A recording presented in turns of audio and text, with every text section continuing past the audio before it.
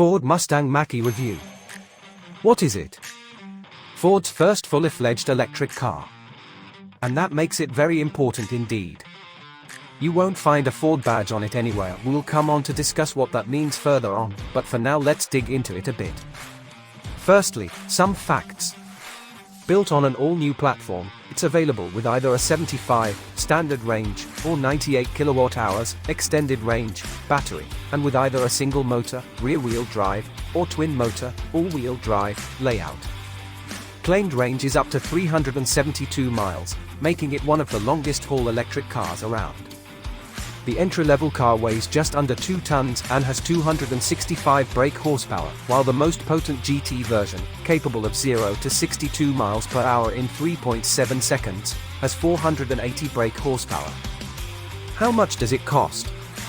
The most affordable model is the rear-wheel drive Mach-E, 265 brake horsepower and £50,830, although back when it was first launched a couple of years ago, you could get into one for much nearer £40,000. One step up is the 290 brake horsepower extended range at £59,830. That's the one that can go furthest between charges. The extra power is needed to ensure it's not slower than the 120 kg lighter base model.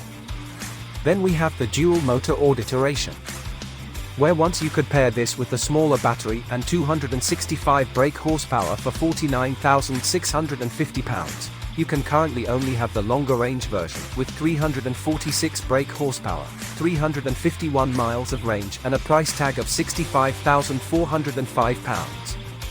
The top-of-the-range GT version, available only in extended range, or form, will set you back £74,540. But for that price you'll be able to play the trump card down the local that it's quicker from 0 to 62 miles per hour than a 5.0-litre Mustang Coupe. Confusing range of specs though, aren't there? They all seat 5, have a hatchback boot and a 100-litre front in the nose. The bigger story, however, is up front in the cabin where you'll find a Tesla-aping 15.5-inch portrait touchscreen and many claims about connectivity, phone mirroring, apps and self-driving. It works well, too. The physical knob controller is handy, if a little tacky, but compared to Tesla's, takes a little bit of getting used to. Which, really, is the story of the whole interior. See, Ford has clearly tried to blend past and future, with switchgear not abandoned to touchscreens entirely.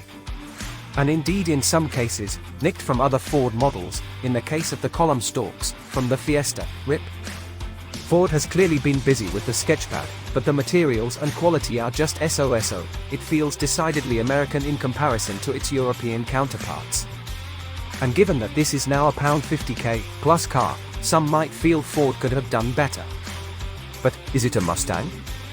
It certainly hints hard at it with the thrusting bonnet and light signatures.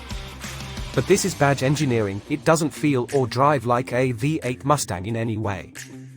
Now we've got that out the way, allow us to remind you that this is a 2-ton SUV. And initially, it feels that way.